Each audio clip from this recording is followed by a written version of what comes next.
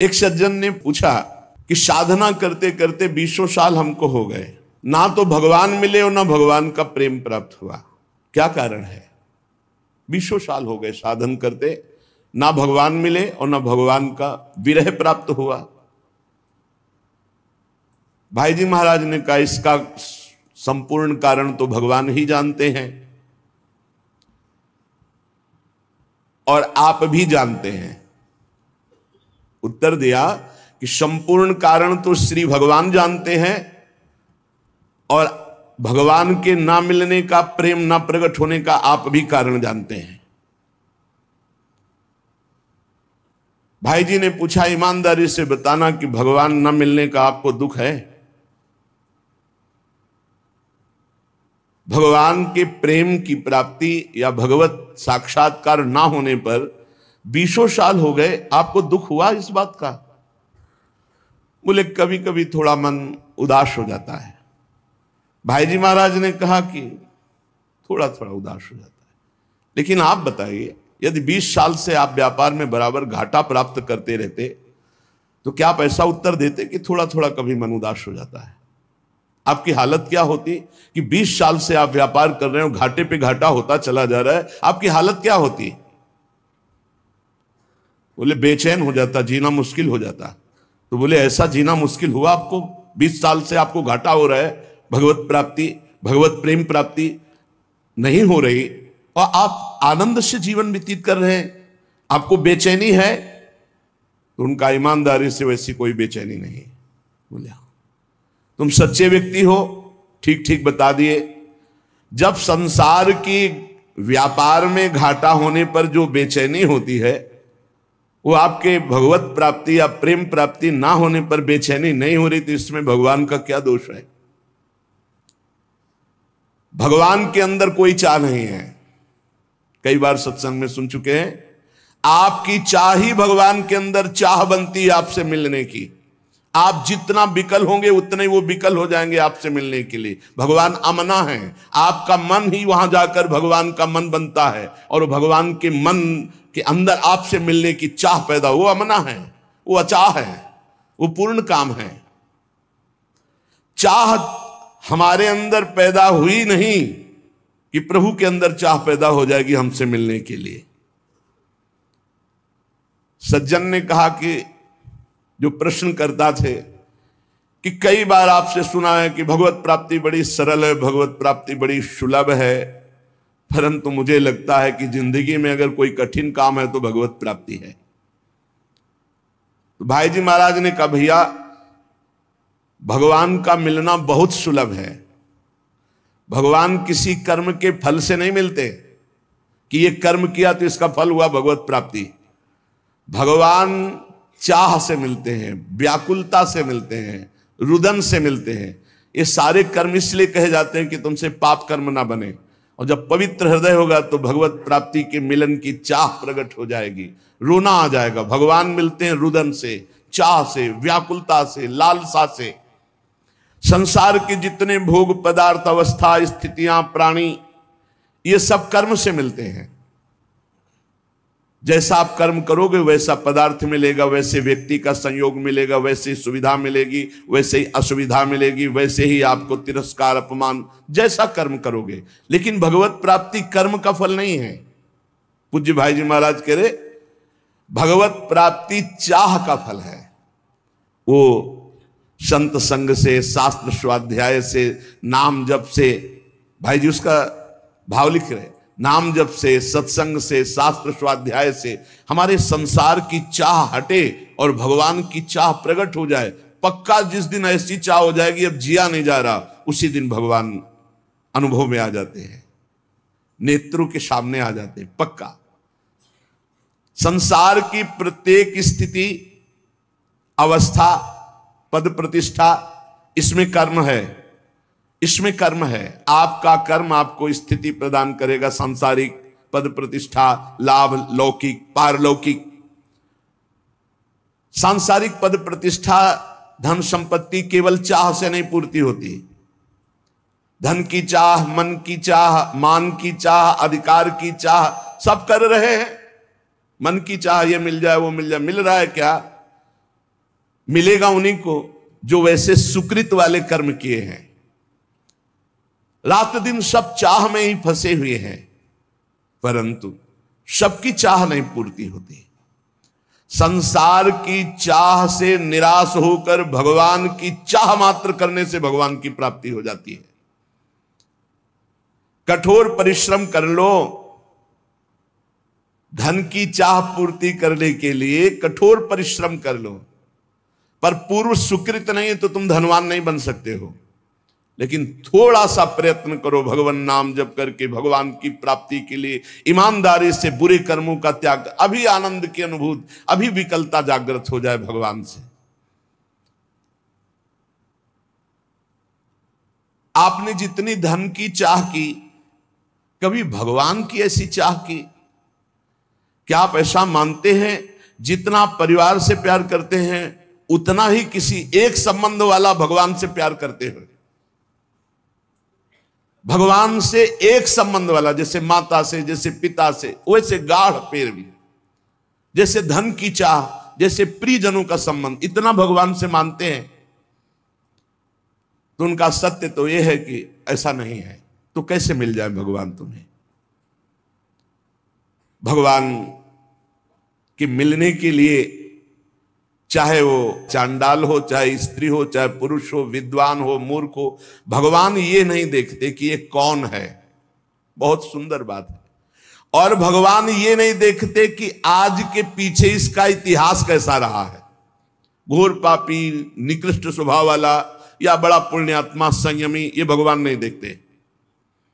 ये पापी रहा है या पुण्यात्मा, ये स्त्री है या पुरुष उत्तम है या चांडाल, ये विद्वान है या मूर्ख, ये वंदनीय है या निंदनीय, हमारे भगवान ये एक भी बात नहीं देखते।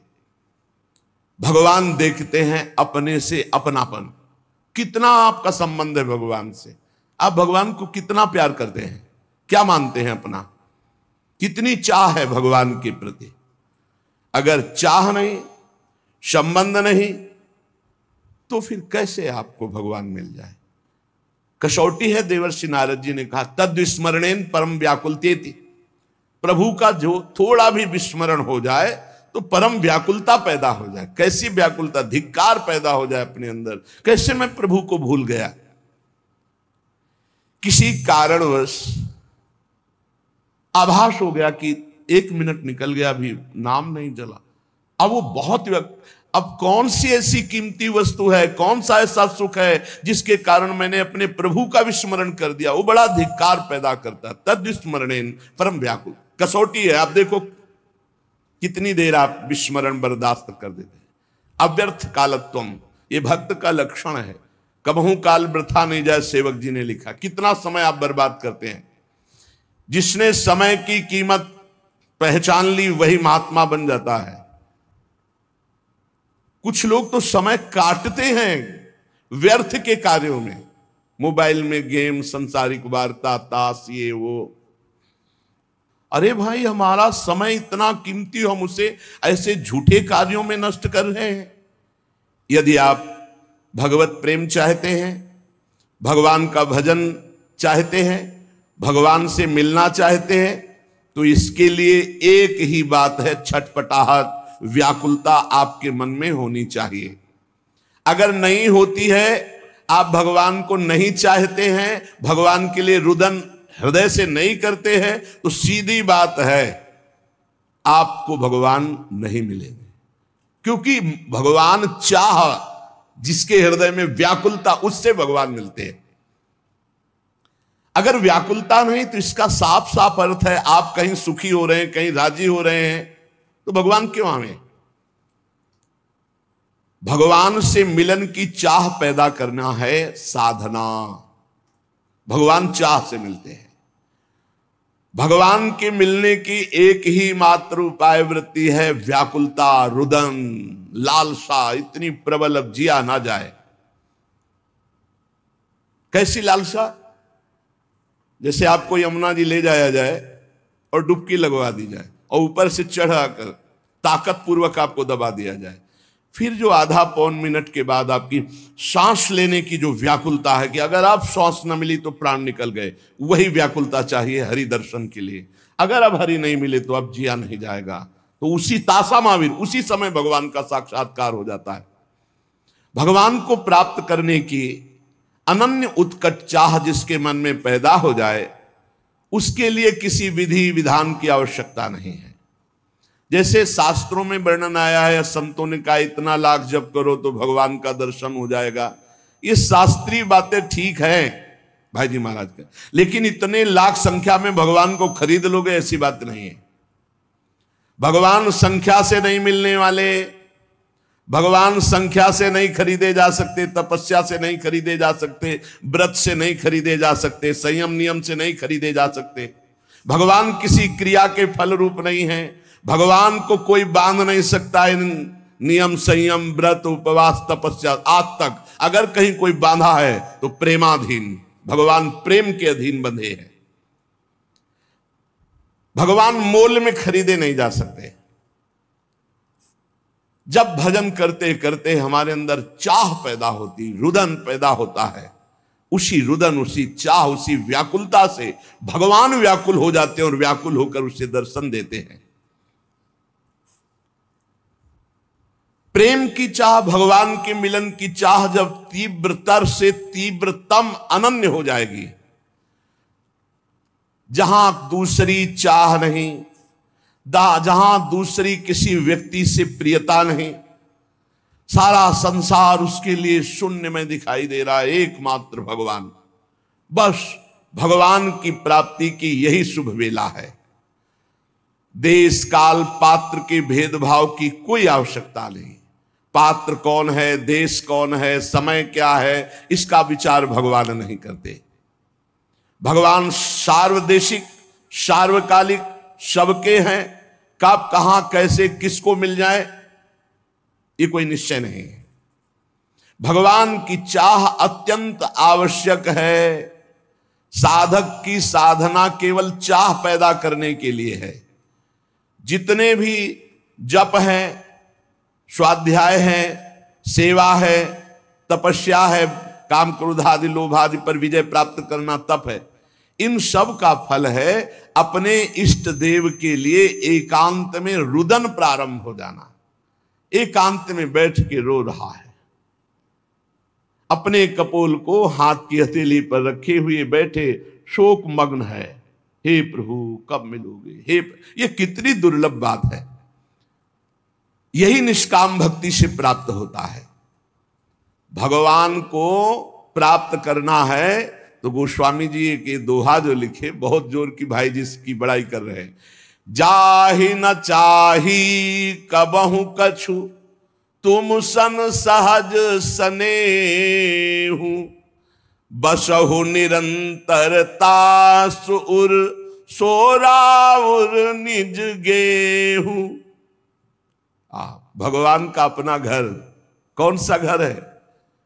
थोड़े दिनों के लिए आकर चले जाने वाला घर नहीं होता। घर कौन? जिसमें स्थायी बसा जाता है। भगवान मेहमान बनकर नहीं आते भक्त के हृदय में। सो राउर निज गेहू, वो अपने घर की तरह। किसके? बोले जाही न चाही कबहु कछु। बहुत उच्च कोटि की कसौटी है। निरंतर आपके हृदय में भगवत दर्शन होंगे। अपना घर जाही न चाही कबहु कछु, शर्त है। तुम सन सहज स्नेह, ये बड़ी उच्च कोटि की बात है। ये आधा दोहा बहुत उच्च कोटि की अवस्था है। जाही न चाही कबहु कछु और तुम सन सहज स्नेह। बस इतनी बात पूरी साधनाओं की है, जितने भी मार्ग हैं। ये आधा दोहा जीवन में उतर जाए तो आगे की बात गारंटी है, भगवान कभी एक मिनट आपके हृदय से नहीं जाएंगे। जाहि न चाही कबहु कछु, बहुत बड़ी बात। कबहु कछु जाहि न चाही, कबहु कछु, कभी भी कुछ भी जिसे नहीं चाहिए और आपसे सहज प्रेम है। सहज प्रेम, कोई हेतु नहीं, हमारा मोक्ष हो जाए, हमारा कल्याण हो, कुछ चाह नहीं। जाहि न चाही कबहु कछु, कोई चाह नहीं, बस मेरे प्रीतम। दूसरी इच्छाओं का सर्वथा नाश हो गया। एकमात्र केवल इच्छा भगवान में जाकर समर्पित हो गई। कर्म की, किसी भाव की, किसी भी दिव्यता की अब आवश्यकता नहीं रही।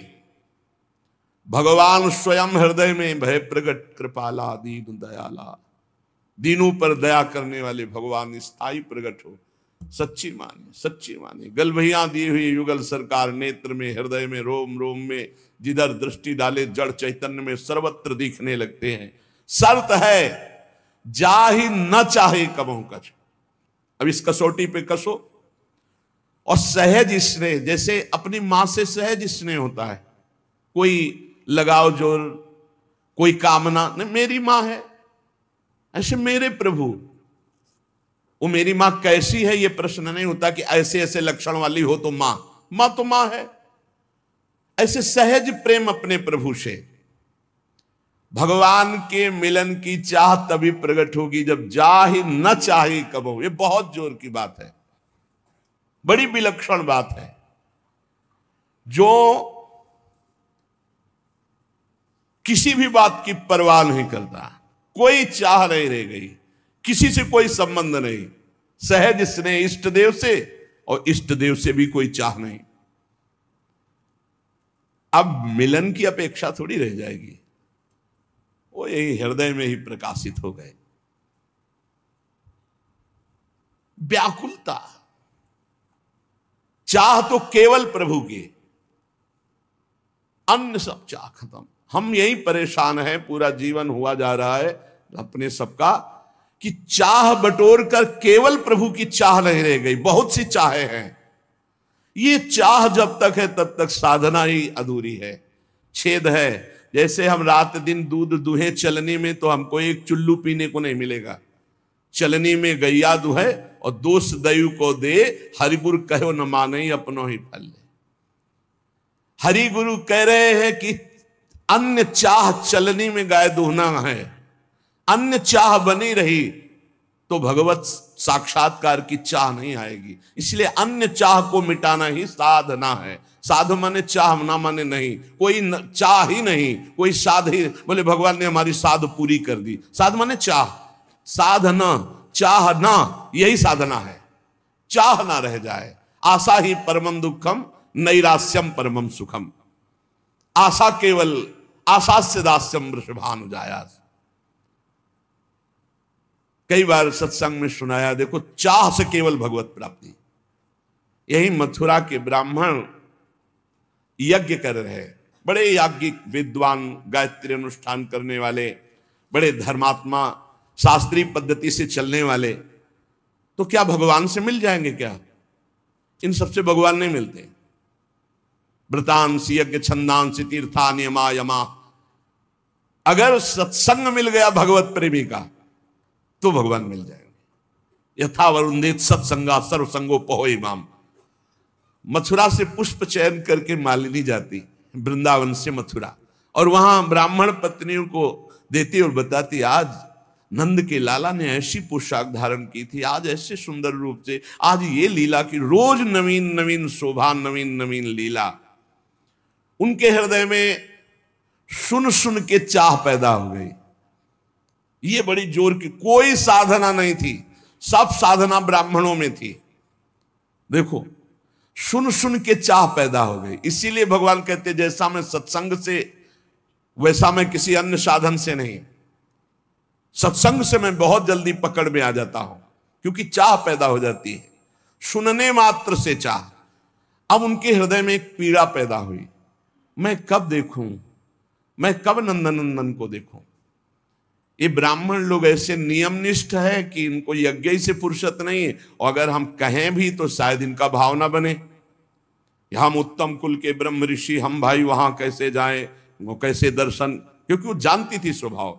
अब बड़ा विचित्र अंदर पीड़ा पैदा हुई कि मुझे श्याम सुंदर के दर्शन करने हैं, और हमारे श्याम सुंदर कृपा करके दर्शन दे तो हो सकते, अन्यथा कोई उपाय नहीं, क्योंकि हम पातिव्रत धर्म धारण किए हुए अपने पति के विरुद्ध नहीं चल सकती, और पति कभी हमको लेकर के वृंदावन जाकर के, नंदगांव जाकर लालजू के दर्शन नहीं करा सकते।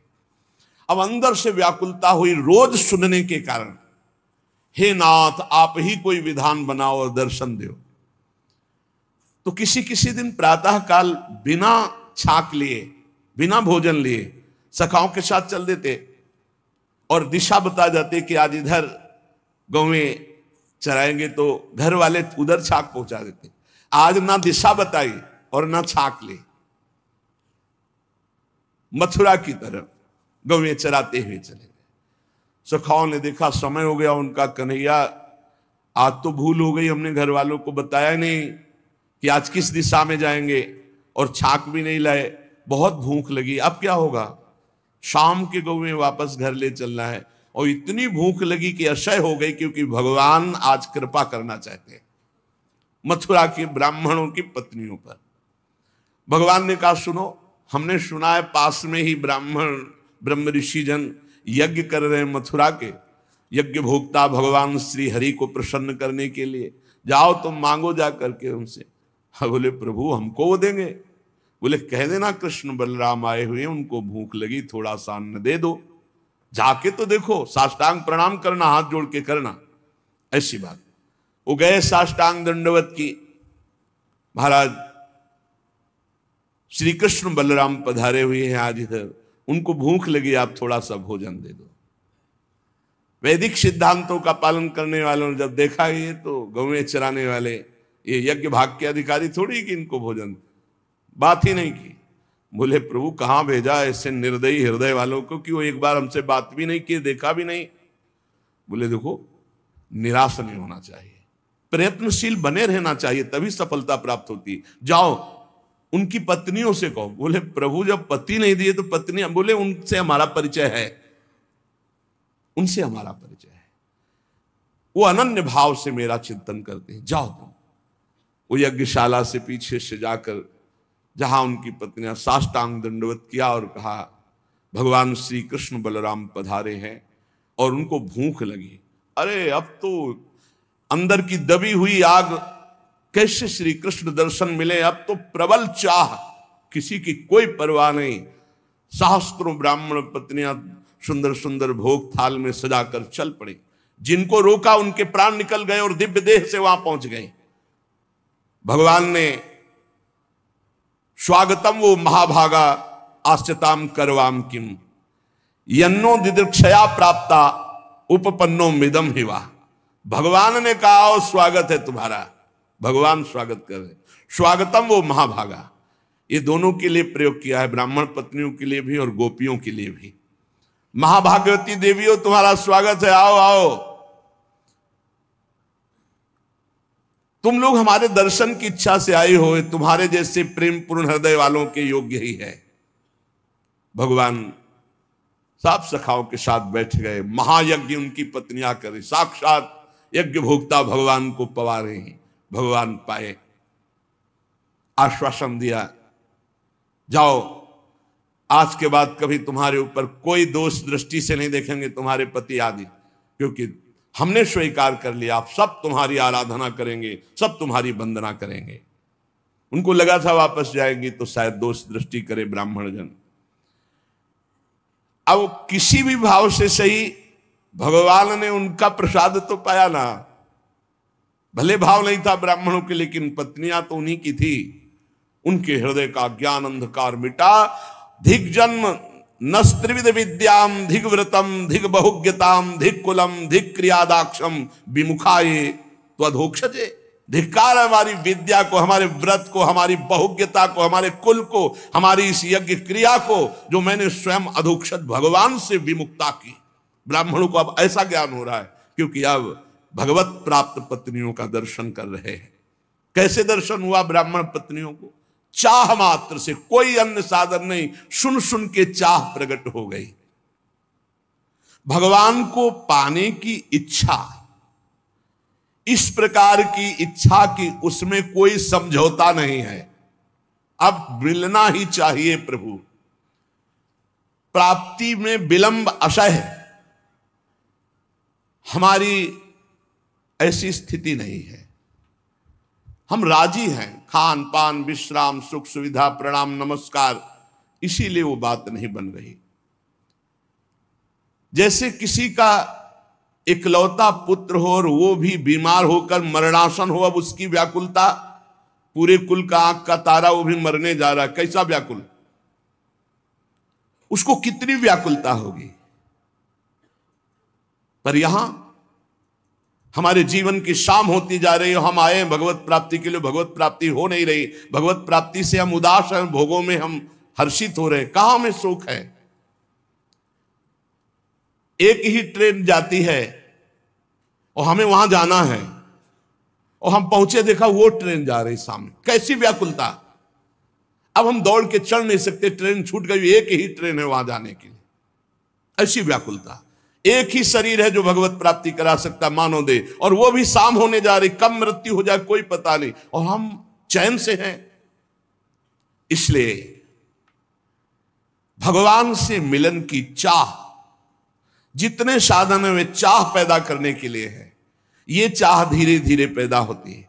खूब नाम जप, सत्संग, भगवान के धाम आदि का वास, तीर्थ स्थानों में नाम जप करते हुए पवित्रता से भ्रमण, किसी की निंदा नहीं, किसी को दुख पहुंचाना नहीं, धीरे धीरे। पर यहां हमारे जीवन की शाम होती जा रही है, हम आए हैं भगवत प्राप्ति के लिए, भगवत प्राप्ति हो नहीं रही, भगवत प्राप्ति से हम उदास हैं, भोगों में हम हर्षित हो रहे, कहां में सुख है। एक ही ट्रेन जाती है और हमें वहां जाना है, और हम पहुंचे देखा वो ट्रेन जा रही सामने, कैसी व्याकुलता। अब हम दौड़ के चढ़ नहीं सकते, ट्रेन छूट गई, एक ही ट्रेन है वहां जाने के लिए, ऐसी व्याकुलता। एक ही शरीर है जो भगवत प्राप्ति करा सकता मानव दे, और वो भी शाम होने जा रही, कब मृत्यु हो जाए कोई पता नहीं, और हम चैन से हैं। इसलिए भगवान से मिलन की चाह, जितने साधन है वे चाह पैदा करने के लिए है। ये चाह धीरे धीरे पैदा होती है।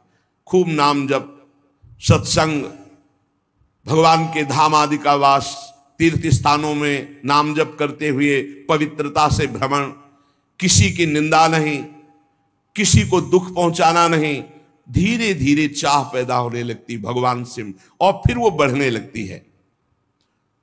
बहुत लोग कहते हैं कि भजन से जब चाह होती तो भजन ही में हमारा मन नहीं होता। अरे भजन करने से होता है कि भजन होता है? भजन होता तो सिद्धों का है, भजन करना पड़ता है। कहते करना चाहते परंतु होता नहीं। मेरी बात समझ में नहीं आती कि तुम्हें भजन करने की भूख हो, तुमसे भजन नहीं होता। जब पानी की प्यास लगेगी तो प्यास ही प्यास चिल्लाओगे और कुछ नहीं सुनाई देगा। रबड़ी खवाई जाए तो भी नहीं, आप कहोगे पानी पिलाओ। यदि भजन की प्यास जग गई तो तुमसे भजन कैसे नहीं होता? अवश्य भजन की प्यास नहीं जगी, बातें केवल बनाते हो। सच्ची मानिए, जिनको अब कुछ प्राप्त करना नहीं है उनको भी तो देखो, भजन का पूर्वाभ्यास उनको चैन नहीं लेने देता। ये तो जाएगा आज, नहीं तो कल जाएगा, इसको क्या करना है? इसको सजा संभाल करके भगवान के चरणों में अर्पित करो जितने मिनट। अरे इतना कीमती समय जिसे तुम्हें ज्ञान नहीं है, बहुत यहां से जाना है प्यारे, कुछ साथ लेके नहीं जाना। खूब कमा लो, जितना नाम धन कमा लोगे मौज करोगे, लोक परलोक, ई परलोक सकल सुख पावत, ई परलोक सकल सुख पावत। धिक्कार है अपने को, यदि सत्संग मिला मानव देह मिली, भजन की महिमा सुनने को मिली, और फिर हम कहते भजन में मन नहीं लगता। मन लगने ना लगने से क्या, रात दिन भजन करो अभी मन लग जाएगा। जरा सी वृत्ति भजन से ऐसा लगा सूरदास जी को कि हट गई क्या, तो धिक्कार देने लगे। मौसम कौन कुटिल खल कामी, जिन मुको तन दियो ताको न भजन कियो ऐसो नोन हरामी। कौन सी ऐसी वस्तु प्रिय लगी, कौन सी ऐसी घटना प्रिय लगी जिससे भगवान का विस्मरण हो गया? ताहि बिसरायो ऐसो नमक हरामी। भजन जब जीवन बन जाए, भजन थोड़ा भी छूटे तो बर्दाश्त न हो। कैसे बर्दाश्त हो जाता है भजन? ये कोई बात करने लगता है, दृष्टि बदल गई, अत्यंत सावधान, बीच बीच में उसको उत्तर दे रहे हैं, उसके चेहरे से वृत्ति हटा ली या उसके चेहरे पे एकाग्र कर लिया, राधा नाम लिख रहे हैं, एक सेकंड के लिए भी प्रभु से बिलग रहे ना, मानो मृत्यु, जैसे मृत्यु से भय, ऐसे विस्मरण से भय।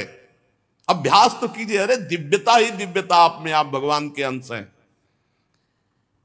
पहले भजन किया जाता है, फिर भजन होता है। नित्य कर्म का जो नियम दिया जाता है वो भजन में प्रवेश पाने के लिए। ये जो समय देखते रहते हैं कि अच्छा 2 घंटा भजन, अभी तो 2 घंटा हुआ है बस खत्म, अब टीवी देखो खूब करो, 2 घंटा अपने नियम हो गए। भजन जब जीवन बन जाए, भजन थोड़ा भी छूटे तो बर्दाश्त न हो। कैसे बर्दाश्त हो जाता है भजन? ये कोई बात करने लगता है, दृष्टि बदल गई, अत्यंत सावधान, बीच बीच में उसको उत्तर दे रहे हैं, उसके चेहरे से वृत्ति हटा ली या उसके चेहरे पे एकाग्र कर लिया, राधा नाम लिख रहे हैं, 1 सेकंड के लिए भी प्रभु से बिलग रहे ना, मानो मृत्यु। जैसे मृत्यु से भय, ऐसे विस्मरण से भय। अभ्यास तो कीजिए। अरे दिव्यता ही दिव्यता आप में, आप भगवान के अंश हैं। पहले भजन किया जाता है, फिर भजन होता है। नित्य कर्म का जो नियम दिया जाता है वो भजन में प्रवेश पाने के लिए। ये जो समय देखते रहते हैं कि अच्छा 2 घंटा भजन, अभी तो 2 घंटा हुआ है बस खत्म, अब टीवी देखो खूब करो, 2 घंटा अपने नियम हो गए, चलो बाहर चलते हैं, अखबार देखते हैं, गप लड़ाते हैं। हम इन ऐसे लोगों की बातें नहीं कर रहे, भाई जी महाराज कह रहे हैं, हम उनकी बातें कर रहे हैं जो भगवान की प्राप्ति करना चाहते। जबरदस्ती हर समय, लाख लोग, इसका कोई संख्या का मतलब नहीं, हर सब। यही बात गुरुदेव ने बचपन में डाल दी, बलिहारी गुरुदेव की, जो और कोई सूत्र ही दिमाग में पूरे जीवन में जहां कहीं भी हुआ तो सब बातें सुननी, पर गुरुदेव की बात याद रखते थे कि कोई भी श्वास खाली ना जाए, हर समय भजन करना। बच्चा जब छोटे थे जगा के 2 बजे रात्रि, उन्हीं का जगाने का नियम, उन्हीं के जगाने की अभ्यास वृत्ति। 2 बजे रात उठ रे, तखत के नीचे ऐसे चटाई में सोते और ऐसे कुटिया में वहां बैठते, उठ रे, देख 2 बज गए, किसान लोग बैल लेकर के हल जोतने जा रहे, तुम बाबा जी बनने निकले, अभी पढ़ो, बैठ, पहले भजन करवाते, फिर चलो स्नान आदि। बहुत अहोभाग्य जो ऐसे भजनानंदी गुरुदेव मिले, भजन प्रधान जीवन। किसी ने कहा लाख नाम जप करो तुम्हारा काम हो जाएगा, तो ये तुम्हें लगाने के लिए कहा जा रहा है। जरूरी नहीं कि तुम लाख नाम जप किए बस बंद कर दिए, हर श्वास हर क्षण, तभी आप भगवत प्राप्ति। बात समझना,